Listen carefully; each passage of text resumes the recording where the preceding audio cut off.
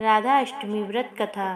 पौराणिक कथाओं के अनुसार राधा रानी भगवान श्री कृष्ण जी के साथ गोलोक में निवास करती थीं।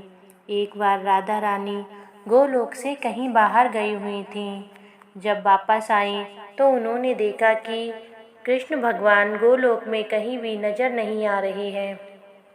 उसी समय भगवान श्री कृष्ण अपनी एक सखी विराजा के साथ गोलोक में घूम रहे थे। जब यह बात राधा रानी को मालूम हुई तो उन्हें बहुत क्रोध आया और वह सीधे भगवान श्री कृष्ण के पास पहुंच गईं। वहां पहुंचकर उन्होंने भगवान श्री कृष्ण के सामने अपना क्रोध प्रकट किया। राधा रानी का यह व्यवहार देखकर श्री कृष्ण के मित्र सुदामा को अनुचित लगा और उन्होंने राधा रानी को श्राप दिया कि तुम्हारा जन्म पृथ्वी पर होगा।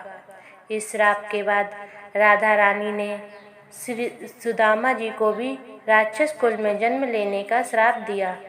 राधा रानी के द्वारा दिए गए श्राप के कारण ही श्री सुदामा जी का जन्म शंखचूर्ण नामक एक दानव के रूप में हुआ।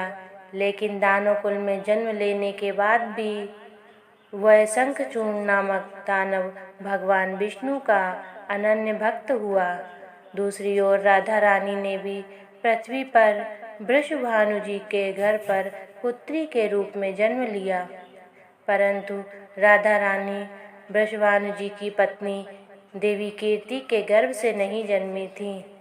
जिस समय सुदामा जी और राधा रानी ने एक दूसरे को श्राप दिया था, तभी भगवान श्री कृष्ण जी ने राधा रानी से कहा था कि आपको पृथ्वी पर देवी कीर्ति और वृषभानु जी की कन्या के रूप में रहना है।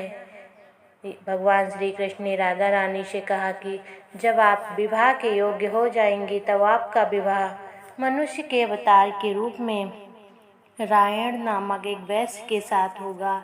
हालांकि वह भी मेरे अंशावतारों में से एक ही होगा।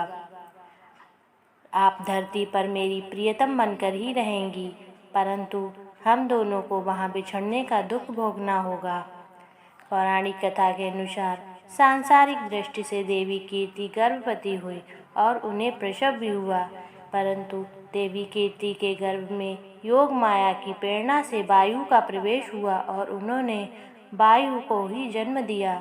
जब वह प्रसव पीड़ा से गुजर रही थी, उसी समय राधा रानी एक प्यारी सी कन्या के रूप में वहीं पर प्रकट हो गईं। जिस दिन राधा रानी प्रकट हुई वह दिन भाद्रपद शुक्ल पक्ष अष्टमी का दिन था।